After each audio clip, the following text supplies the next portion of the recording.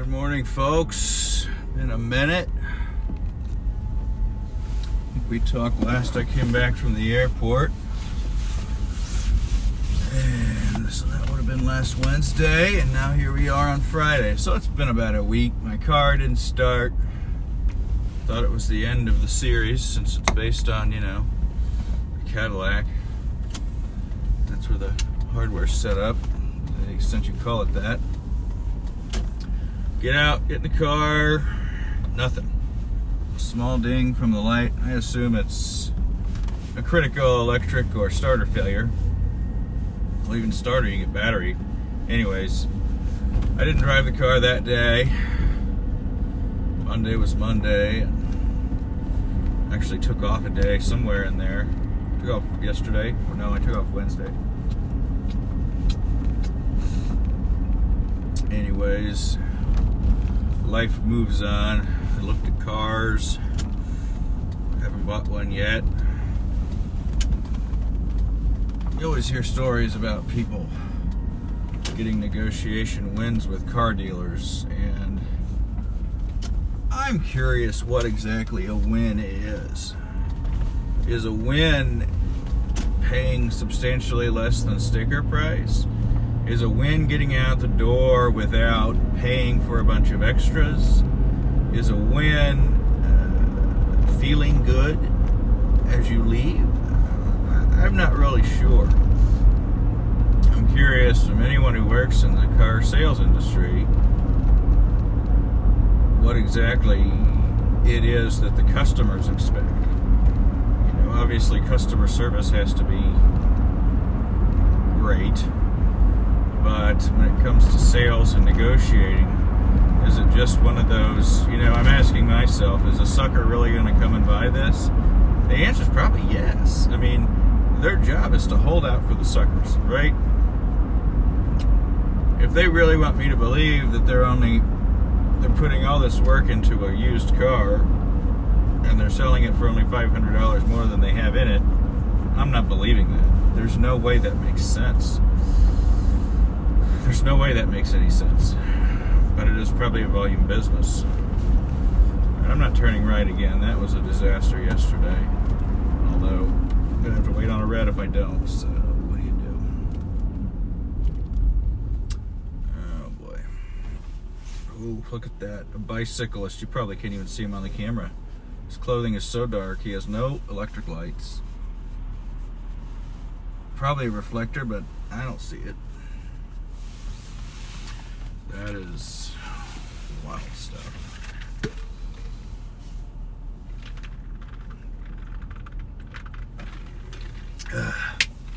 Well, I was really taken by a story I read yesterday. Turf farm truck. I wonder what they haul in the... I guess they're still growing turf this time of year. It's probably a very rich time, seeding and all that. Anyways, there was an indictment. No, the indictment phase is over. We had some guilty pleas in a case in Michigan involving semi-trucks with basically the owners of these trucking companies and this company called Diesel Freak. According to the story of Diesel Freak, there's a lifelong diesel mechanic who one day is standing up high on a truck using a wrench to install a mirror or something. He falls off the ladder and he hits his head. They take him to the emergency room. It's bad. His brain is ricocheted off of his skull, meaning that it's a brain bleed type injury, and to heal the brain, apparently, according to this self-described autobiography, is that during that healing phase of about 6 months, the brain does not really sleep, and so as a result of this brain injury, which I would like to add, I've never heard of this. And I've been around a lot of brain injuries. So for the 6-month period of time, he reads a lot of books and so forth about diesel engines, things that he's passionate and interested in. And he creates a harness for commercial trucks to use that will dramatically improve fuel economy. According to their website, it's still for sale. It sells for about $270. You can pick one out for any engine in a Class 8 semi-truck. And I've looked at the harness. It's a cord with a plug on each end, $300. He's got his own little homemade label that says Diesel Freak on it.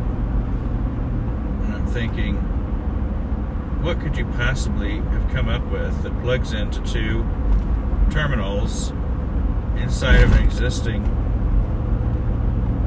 engine that saves fuel economy so drastically? Well, I think we found out. So, according to the prosecutors in Michigan, Diesel Freak is responsible for what is called deleting.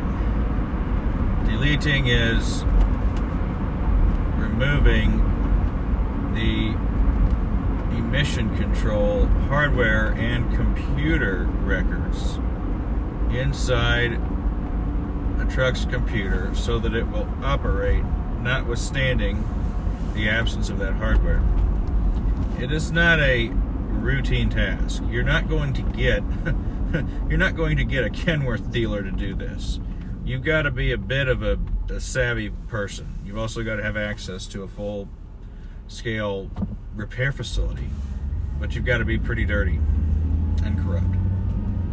Now, truck fleets say, well, hey, we're all about fuel economy, and if our mechanic says he's got something that's going to help our miles per gallon, we're not really going to question that too closely. We're just all about, fix the trucks and get them back to us. At least that's what you say, right? And what I find fascinating to me is that these emission control products that are in the trucks actually harm fuel economy. This is what I'm struggling with. You're telling me that in order to curb some of the pollutants in the diesel emissions, that you have to actually burn more diesel fuel? So much so that fleets notice the difference? This is what I've always found so troubling with any attempts to fix perceived environmental problems. It requires more burning of fossil fuels to stop the smoke effects of fossil fuels. So what's the point? How can this be good? Now, I know there's analysis for that. But what I find remarkable is that the difference in fuel economy is the difference only noticeable because they're burning so much fuel over so many miles. That could be it. Maybe it's just a half a mile per gallon, but it adds up over time. I may need to look into this a little bit more. You're going to give us money. You're going to fix this. SEC. They have criminal division. They have civil division. Most of the time what they want is your money. But if you mess up so bad that it rises to the level of criminal, you don't just get to buy your way out of the crime.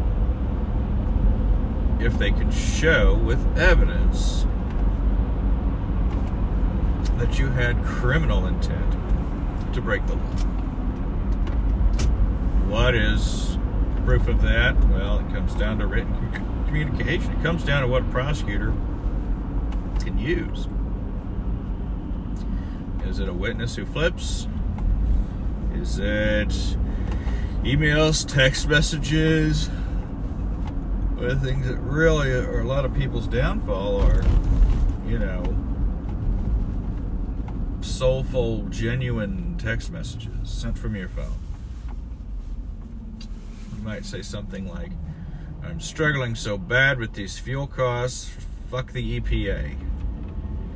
That's something that I could see an industry person saying.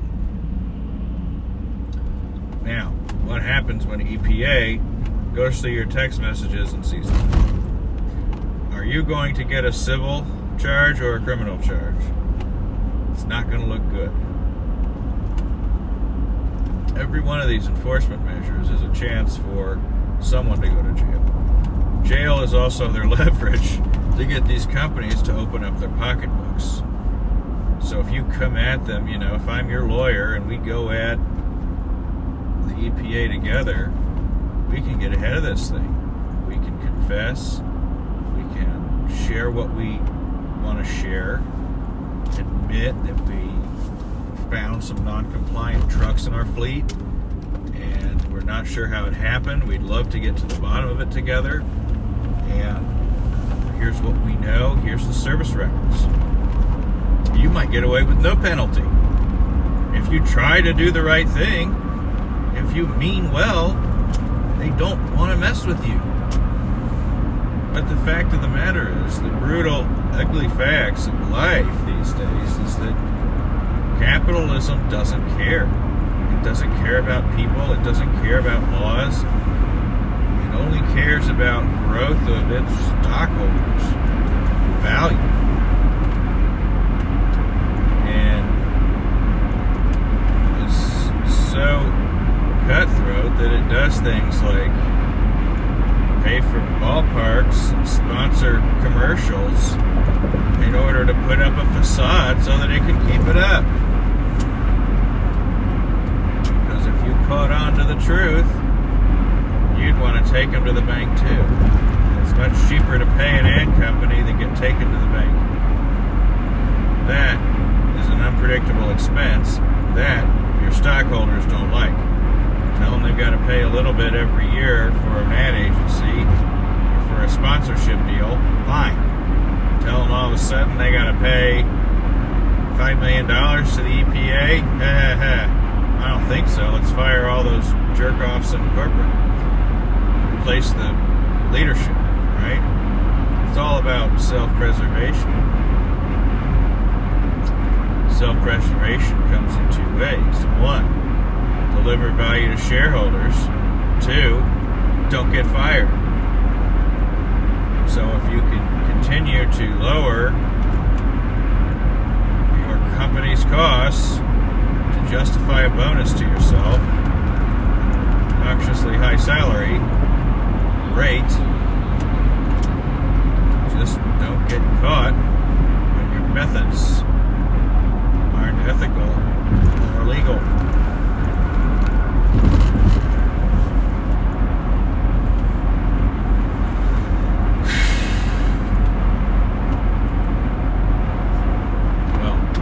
Those are the two things I wanted to talk about today. I thought they'd take longer.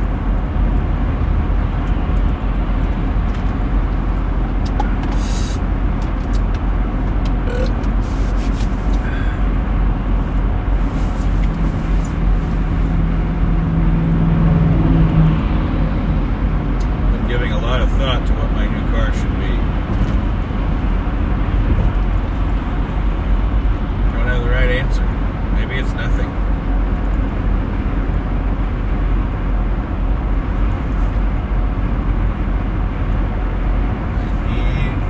To make sense. And right now, the thing that makes the most sense is just drive what you've got, let it ride. I'm really trying to avoid financing. I really don't want monthly payments, which means I gotta come up with a lot of cash, a little bit too much cash. So now I got my banker telling me, yeah, get a home equity line, buy whatever you want, whenever you want. Buy yourself a boat. It's all good. That scares me. I can get a car loan for 7% interest, which I don't know in what world. Well, 6.9, I guess. I don't know in what world where that seems like a good deal, but it is a good deal compared to what other people are paying. It's a good deal. I can take a loan for myself. I've got different ways I can do that. It just feels like a snake swallowing a rabbit. And if it feels like a snake swallowing a rabbit, you probably shouldn't do it. But buying my last car felt that way too. I'm blessed to have a car that was gifted to me. I've been able to avoid substantial expense for quite a period of time on 2 cars. We got to have 2 cars with 2 incomes briefly. Now we've got 2 cars, 1 income.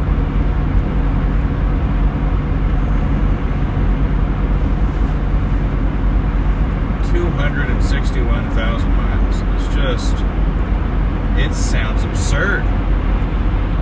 In what world does that not sound absurd? It's great if you're going to drive down the street to your local school and teach with a car like that, but are you going to take a big road trip? I don't know. Has the engine been rebuilt? No. Transmission rebuilt? No. Powertrain is still somehow in remarkably good condition. I don't know what you're supposed to do here. 261, almost 262,000 miles. I can't find one for sale. I found one for sale at $255. I've never seen one with more. I've seen 2 with more miles than this. These cars were road hard. They had major body damage. I mean, your odds of getting to 300,000 without a fender bender, very small. Your odds of getting to 200,000 are small. The number of cars that reach 200,000 miles is about 2% or less. Why? Because you get into crashes, the crashes total the car, you say goodbye, you get tired of the car, it goes down to the poverty market where it's not maintained, and eventually it gets rolled off to a junkyard because someone paid $3,000 for it and they're not going to pay for insurance and pay for the repairs. I know because I think I saw that happen a lot in my childhood. You buy a car, drive it till it died, buy another one. It made no sense to invest in maintenance on something you didn't understand, right? If you get a car dropped in your lap with 220,000 miles, you don't know if this car stands a chance or not. What you know is you can afford it today. And if you've got another $2,000 in the bank, are you going to invest it in a car that might be trash and waste the money? Or are you just going to save the $2,000 and buy another $2,000 car? What makes sense to you? If you don't have service records, what are you going to do? It creates this, rational mindset of, okay, drive it till it drops. I'm in a different situation. Anything this car has needed, it has either gotten or it's been an educated decision to let it go. Based on whatever the mechanic said to do or said it was important or however much money we had that month, right?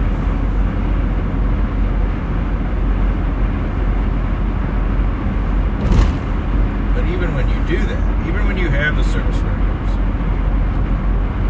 how do you know that life doesn't have other ideas? Life always has other ideas.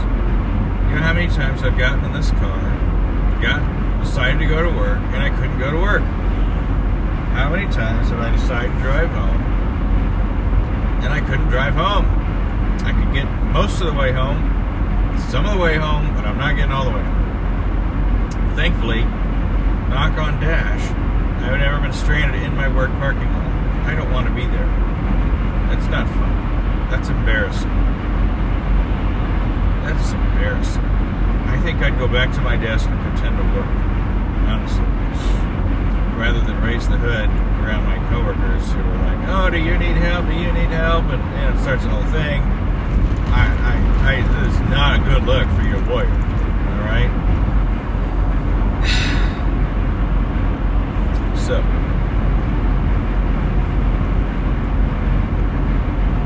then you got to ask yourself: is it statistically significant? If you have 1 or 2 days where your car doesn't work, yes, they're memorable, but is it something everybody else has? Is it worth a couple days of inconvenience?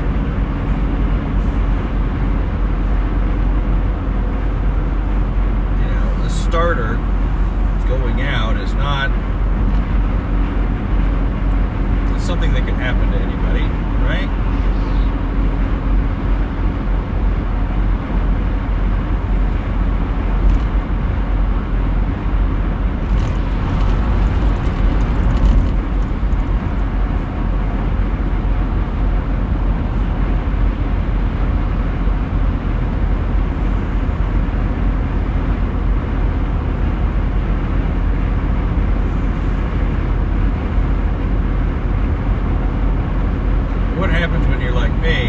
Invested, I don't know, $10,000 in this car in the last 2 or 3 years.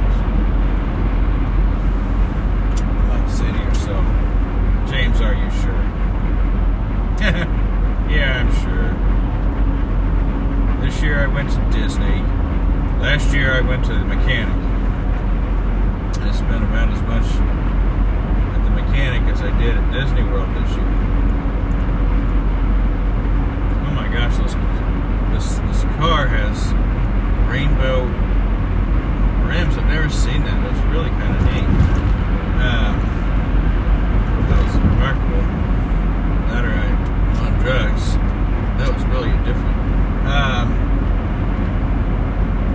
So yeah, I've spent a lot of money on this car. I took it to the mechanic. I was flush with money, and I said, you know, I'm going to get all the lights turned off on my car. I always joke that my dashboard was like Christmas lights. Had all sorts of warning lights and problems, stability system, engine light. And so we're going to clear the dash. And I approved it. I greenlit everything the mechanic proposed. Because I cared about the car. I was grateful that it taken me this far and so on. I mean, this car's taken me or my wife about 100,000 miles now in 10 years. Maybe a little more than that.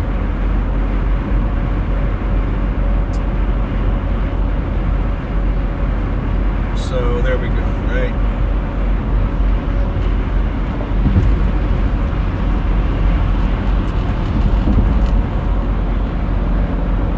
Wrong. It didn't really work that way. But then, you know, as the engine light gets cleared, it re-tripped very quickly. I took it back, and there was a sensor thing that they didn't think would really solve the problem. The sensor would be $300, and then they really didn't think that that would clear the engine light. They thought that there would be more problems after that. What I did know is that the car had been running fine for about 7 or 8 years without it. My wife said she'd made the decision not to replace that sensor based on something she was told. So I said, well, let it ride. Engine light's back on. The shocks that I bought for $1,200 or more, within 6 months, were suggested replacements. One of the problems I'm having maintaining a car of this age is that the part quality I'm getting is not great. I get a part, get it in the car, get back to my life. Less than a year later, the part's defective, the part stops working. You know, this is a level of, so it's a warranty thing and it's fine, but you know, this is not what I want to be dealing with. This is creating a whole new set of problems. A set of problems being I'm buying cheap aftermarket, refurbished, whatever, parts that are making my maintenance intervals actually increase. Even if it doesn't increase expense, it increases interruption, maintenance interval, etc. That is the case for retiring or moving this car into a lower impact role, right?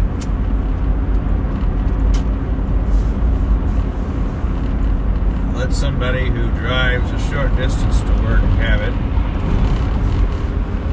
or something like that. I don't know. That doesn't mean it solves any problems necessarily. Maybe I drive it once a week and drive something else the other days.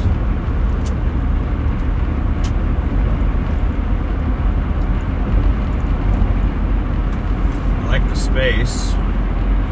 I also have too much space behind me. I like the cabin space. If I drive any other car, it feels confined and small. I can almost completely stretch out my legs if I want to. I can fit a sheet of plywood behind me in this car. You can't beat the utility value. Especially being a, Bush era administration car. Hard to find. Before they started saying, let's make them smaller, let's save on gas, and so on. They literally do not make them like this anymore.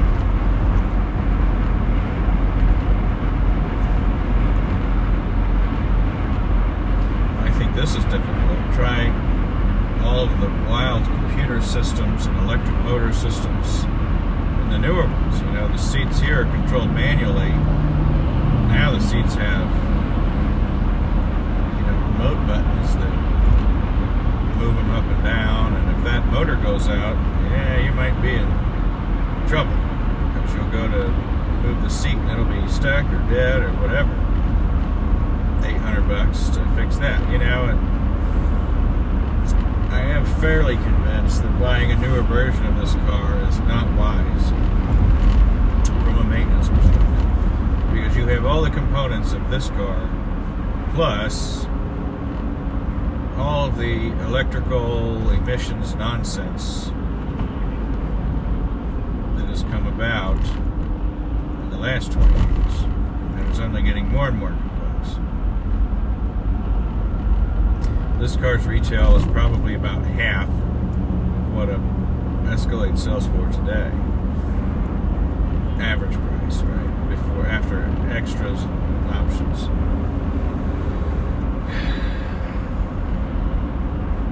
So yeah, there's just not a great solution to me.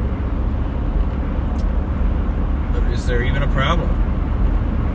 The problem was I had a loose battery cable this week. Is that a problem? Now it's fine. I went to the car dealers. I couldn't get the deal that worked for my family, so we move on. I think it would be good to move on.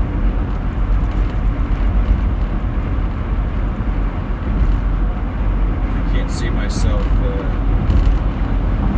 taking videos from a new car. I think the novelty of it is wondering when this ends. That's the journey for me with this car. Where does this end? Does it keep going and going? Is it going to be as simple as a jerk rear ends me on the highway and totals the car out and I say goodbye? Is it one more repair bill that I don't have the stomach for, so I say goodbye? I don't know. There aren't too many things that we don't know, but that's car keep running and I give it to my daughter in 10 years. Possibly. This would be great for a kid to drive to school. The school is close by. You learn how to drive a big car. It's a lot easier to drive a small car. In my day, you learned on a manual transmission. Because if you could drive a manual, you could drive anything else. I don't think that'll be a thing. Anyway.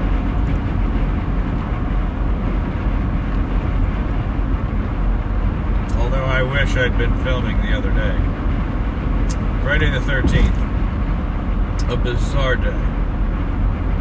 Always is. This was a bizarre day. The things I saw on the highway Friday the 13th, driving to work, were nothing short of remarkable. So I stop at a McDonald's for breakfast, and the person in front of me is drunk or something. But they have one of those fancy Jeeps, and I think it was a stick shift. Killed it, so they to make up for the fact that they killed it, they were so embarrassed that they flew around the building, the drive-through at 20 miles an hour, and it was just hilarious. I really don't think they knew what they were doing. It seemed like one of those, my husband bought this darn Jeep, and he won't drive it to the airport and leave it outside, so I'm stuck driving this because he took my car to the airport, and I have to drive this doggone stick shift to get my Frappuccino. And it was angry, just bizarre. I saw all sorts of stuff. People driving into Jersey walls or just about to. And people almost driving into each other. I mean, it was really a lot of close calls. There's a truck. 7-Up, Sunkist, A&W, RC Cola, Canada Dry. How in the hell is there a demand for any of those drinks? I'd have to have a truck full. Those were a strange collection of drinks. RC Cola, I don't mind it. But yeah, that is a unicorn of soda pop right there. Ginger ale's good. It's got more sugar than a damn bakery, but same with RC Cola, quite honestly. You can taste the additional cane sugar or whatever it is. 7-Up, I haven't seen 7-Up. Something tells me that truck is a repurposed Truckaholic Coke or something. That's weird. I haven't seen a 7-Up in 10 years. I don't even think they'd make it. I tell you, it sounds kind of good because it's better than Starry. Sprite's okay. I don't know why they'd get rid of Sprite. Never had it. Barely had it. Sprite's a little more crisp than Starry. Starry's too syrupy. The 7-Up was more flavorful than all of those.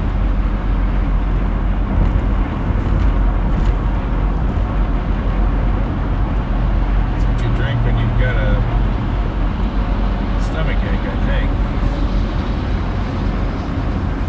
At least that's how I recall. 7-Up. Next time I go to Quick Trip, I'm going to have to look for that because I really don't think it exists anymore.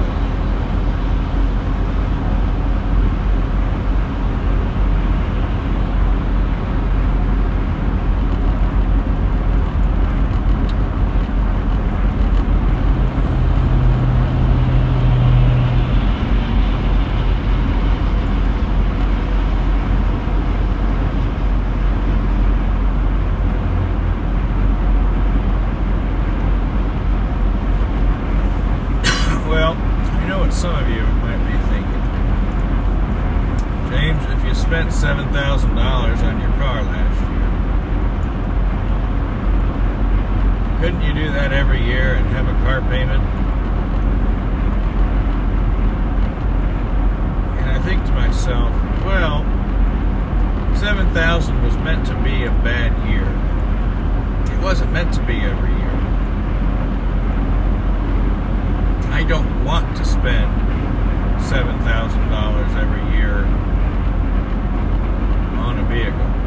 Especially if I could spend zero and still have two cars. Both of my cars are paid off.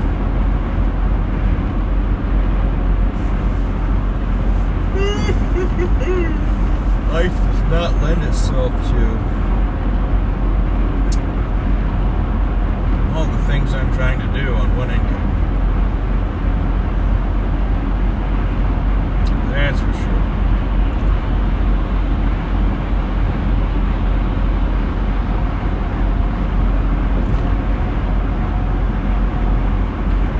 Life is not cheap.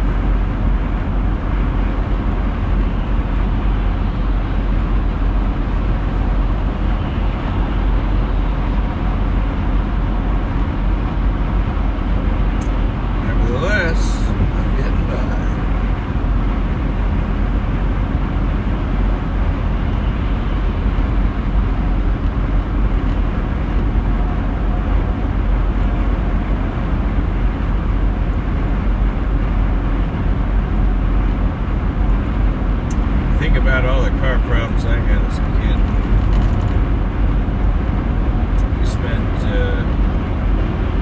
I can recall spending some summer days on the side of the road in the heat. Sit in the car, it's not going to move. I don't know that we ever had a tow truck. We always just fixed it on the side of the road, got the part we needed or whatever it was. I remember some nice people came by and brought us 4 cans of soda because they felt bad for us sitting out in the heat. And they were all different types. They didn't know what to get us. So we did not argue over which one we would drink. My brother and I, we took anything. It was cold, it was wet, we'll drink it.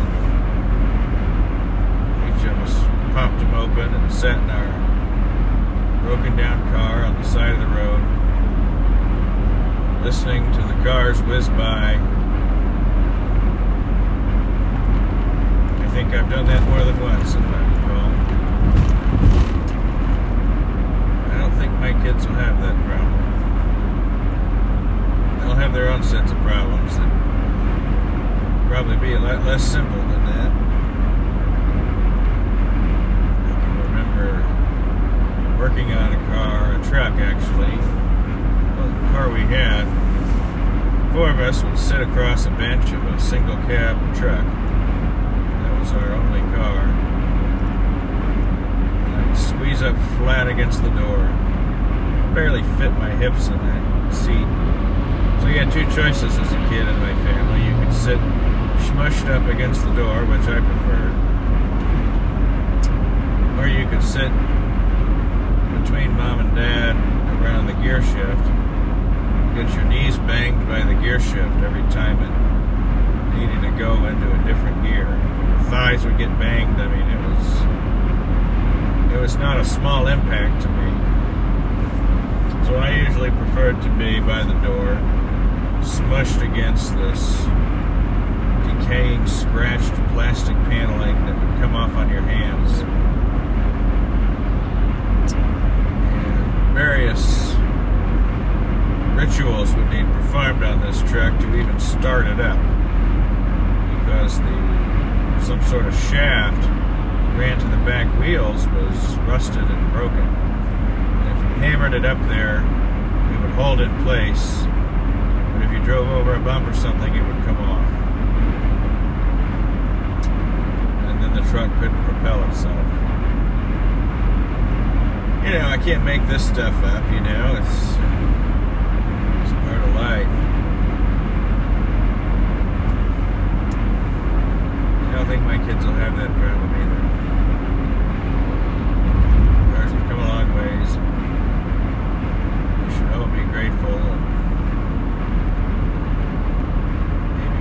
simpler times.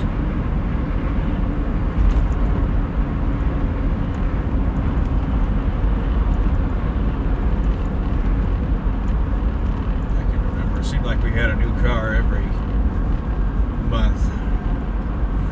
Old conversion vans from the 80s, smelled funny, had a desk in the back, a giant roller office chair in the middle, some kind of like vanity counter with cup holders in it. I mean, you could turn the bench into a bed. You know, it's interesting stuff. I don't think my kids will know adventure like that. A lot of adventures in an Acura. Well, folks, memory lane has reached its end. You enjoy. Happy